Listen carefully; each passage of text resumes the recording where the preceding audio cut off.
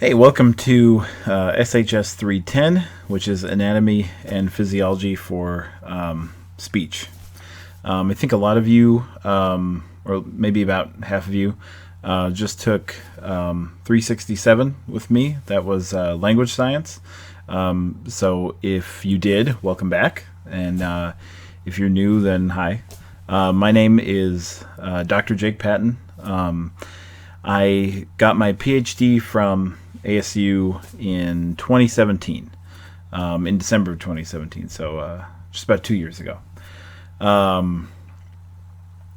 I graduated from psychology, which seems like a strange jump from psychology to speech and hearing, except that the part of psychology that I graduated from is not probably the psychology that you're thinking.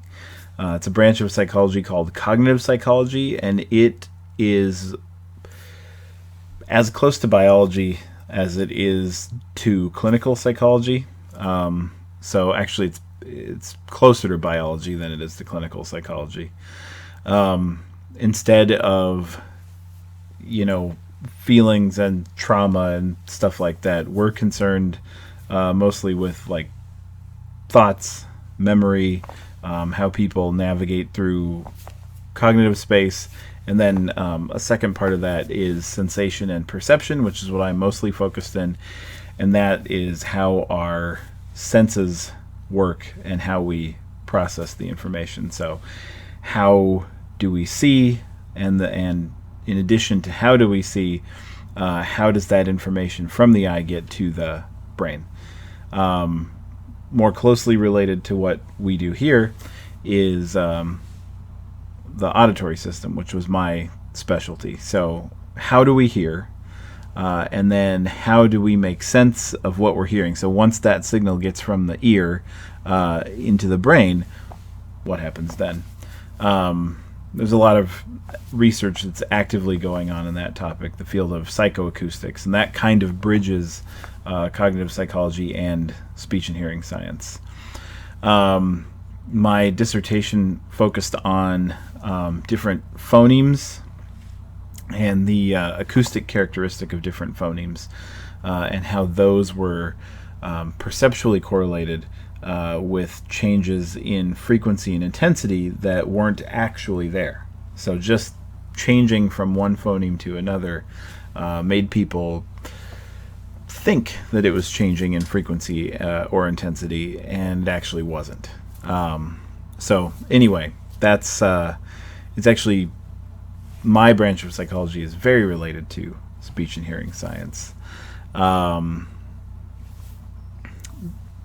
of the link between brain and just biology without the brain.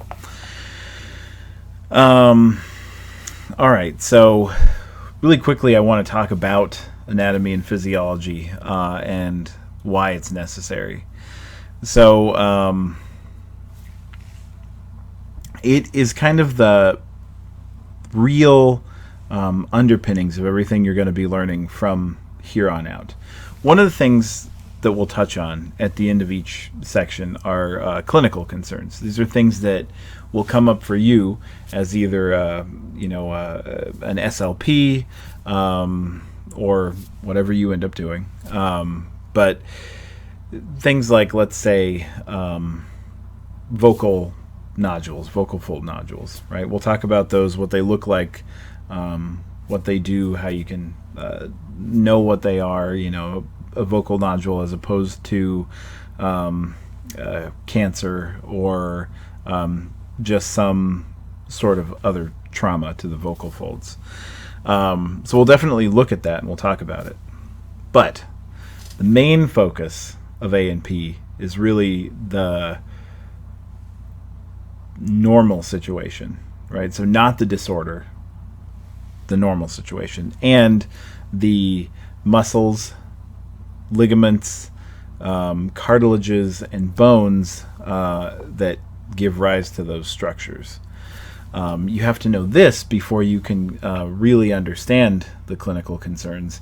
And mostly when we talk about the clinical concerns in this class, it's just to kind of give you an idea of why the normal situation is important.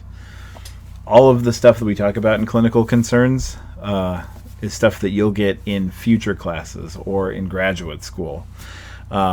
So when we do talk about the vocal folds, we will talk about things like dysphagia, and it's interesting. It's really interesting, and I think it's really good to start you with a good understanding of the kind of things that you'll see as an SLP.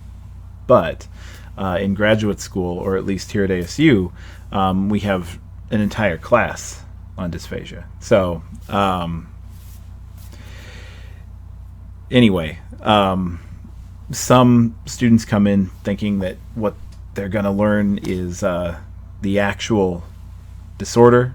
Like, let's jump right into the disorder, and don't focus as much on the idealized or the normal state of the body. But really, that's the crux of this class, is understanding the normal state of the body, so that when you learn about the disorders, that all makes sense.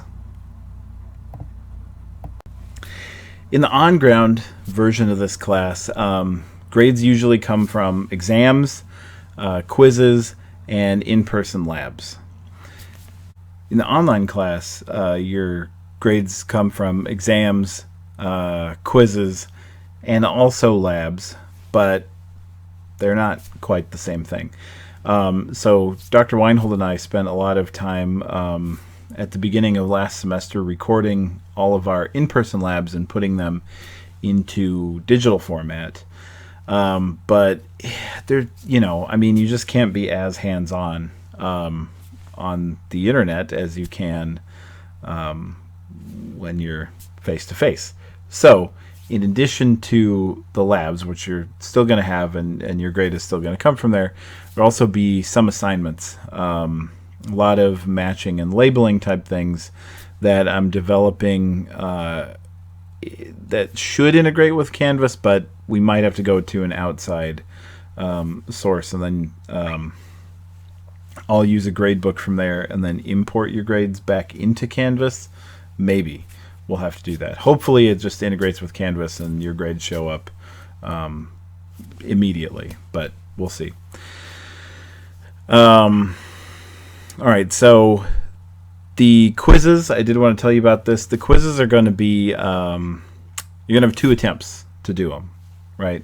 You're not going to see the correct answer in between, but you will know what you got wrong. So what you should do is go through all of the materials before you get to the quiz. There's a quiz at the end of each week. Try to do the quiz with, no open book or anything like that. Just go in and try to do the quiz. And then if you do great, fine, that's wonderful. And if you don't do so good, open up your notes and make sure that you get 100% on that second trial of the quiz, and take note of what you didn't know the first time. Because the quizzes are going to feed directly into the exams. So if you do good on the quizzes, you're going to do pretty good on the exams. I mean, there's questions on the exams that you're not going to have seen from the quizzes, but almost every question from the quiz is going to show up in some form on the exam. So it should be free points, right? You should get 100% on the quizzes because of the 2 attempt thing. Our exams, there are 6 exams, but only 5 of them count. So what's going to happen is there's 1 exam at the end of each unit, right? So after the neuroanatomy part, there's going to be a quiz. And at the end of resonance and articulation, there's going to be, not a quiz, sorry, an exam. And so you'll take all of these 5 exams. And then the last thing is a cumulative final. That's the 6th exam, is a cumulative final. You don't have to take it if you have done really well. You don't have to take it no matter what, right? So you'll just get the score from your 5 exams that you've done. If you didn't do so hot on one of them, you can take the final, and I will take the 5 best exam scores and use those for your final score. So if you did okay on, one exam, but you think you could do better, take the final. If you totally bomb the final, that's okay. That's the one that gets thrown away. So essentially, it's like a free chance to see how you do.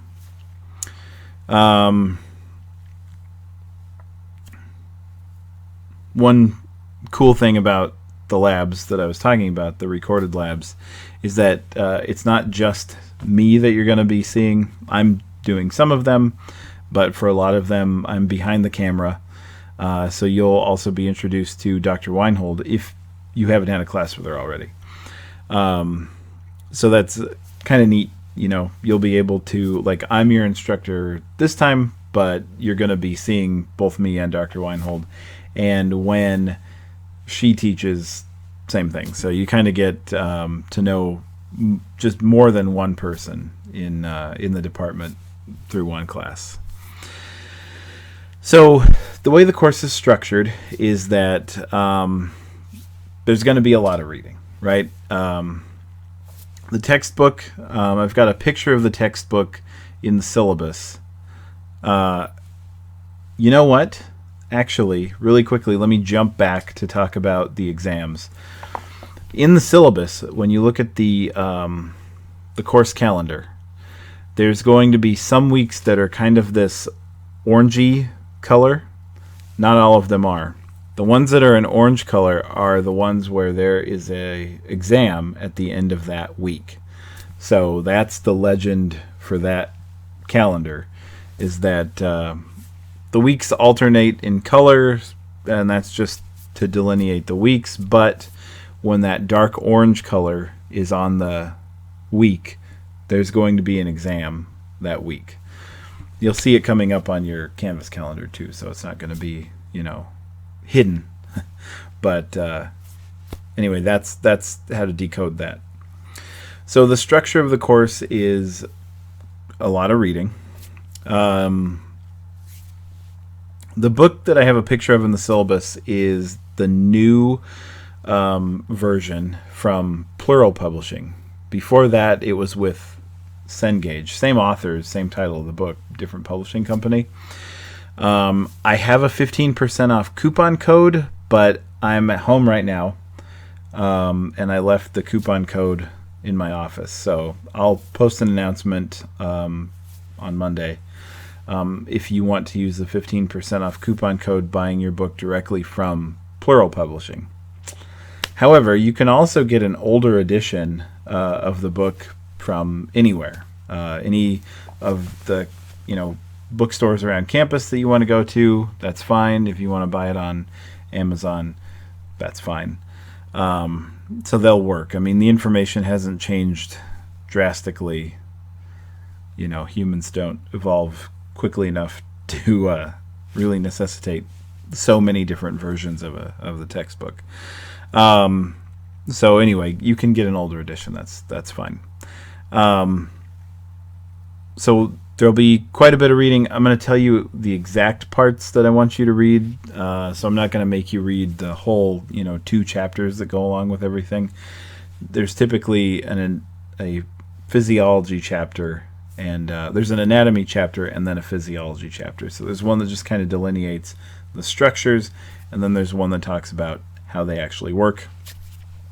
So I'm going to give you stuff that you have to read, and then I will also tell you stuff that you can read if you are really interested in it, or if you have extra time and you want to make sure that you do really well on the exam. So everything that's on the exam will be covered in either the required reading, videos that I post, or other activities that I give you. So everything's going to be covered, But then there's going to be recommended reading, and that's just more reading that goes over other stuff that's already covered. So if you want, to get a double dose of it to make sure you do really well, you do the recommended reading. The way the course is structured is we're going to start with the neuro anatomy stuff. So we're going to start in the brain, because that's really where all of our speech process starts. Right? We come up with the idea to say something, so it starts in the brain. And then the brain also triggers all of the motor movements that are necessary for speech too. So planning the actual words that we're going to say, and then also planning the motor movement and initiating the motor movement, it's all neuro. So we're going to start there. And then we're going to start then we're going to move on to breathing. And so you'll see that this is kind of a natural progression, but breathing has to be there first because the air in the lungs is the power source for the speech. Then the air is funneled through the throat, through the vocal folds, and that's where it starts to go on its way to becoming a speech signal. That's going to add some actual sound to the speech signal. So then we're going to go to the cartilages and muscles of the larynx. Then we're going to go to resonance and articulation. I feel like I'm missing one in there.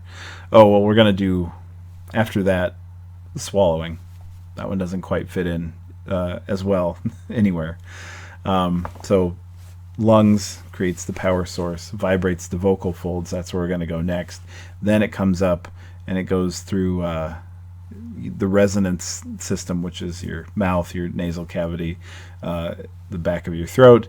Then your mouth articulates it into actually speech sounds, and then it comes out and travels through the air. And then also swallowing. All right. So really quickly, another thing I want to go through is academic dishonesty, right? Don't cheat on your exams. It's harder to do in this class, I think. It's still important to talk about, but it's much more difficult to cheat on your exams in this class than it is in, say, an on-ground class, an in-person class. We're using the university likes for the online courses to use one of the lockdown browsers. I use Respondus, but a lot of different online classes use different things. So you'll have to do like the room check and other weird stuff like that. The DRC, the Disability Resource Center, is another thing I want to let you know about.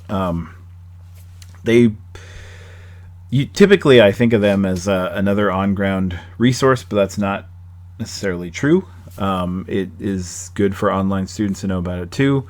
The other thing is, every semester I talk about the DRC, and I say, like, if you feel like you have some sort of issue taking classes, like sometimes you would benefit from a longer time taking an exam, or, by the way, there's not a time limit on our exams here, so that's good. But other stuff, like that, talk to the DRC. They've got tests you can take, ways that you can get certified. So if you at all think that there could be something that you could benefit from, you might as well shoot them an email and see if they can help you with something. Because if you do qualify for resources and you're not using it, you definitely should be, right? It's a free resource to you. They're paid to be there. So if you think you might be able to use something that they can offer, you should check it out. And then the last thing is, I'm going to also put, there's a website called Purpose Games, which sounds really lame, but it's just a lot of clicking on things. So they'll say, like, click on this muscle, and then there's 20 different muscles that you have to click on, and you click on the right one, it gives you a score. And then I'll have extra videos as well. These things are not required. I'll tell you when things are required. But so if there's things that aren't required in the modules, it's mostly just there for extra practice. If you're really into it, or if you feel like you're not doing very well, you can watch the extra videos and do the purpose games, and hopefully do much better in class, or just increase your knowledge if you're really curious about things. All right. So the first day of class is Monday, and I'm editing a lot of the videos right now, so they are probably gonna post in about late morning on Monday. But the readings will be up tonight, Sunday night, so if you wanted to get started a little early, you certainly could. And I'll post some YouTube videos as well that you can take a look at, as soon as you want. So, all right, I'll see you soon, and we'll start talking about basics of anatomy and neurophysiology. All right, I'll talk to you soon.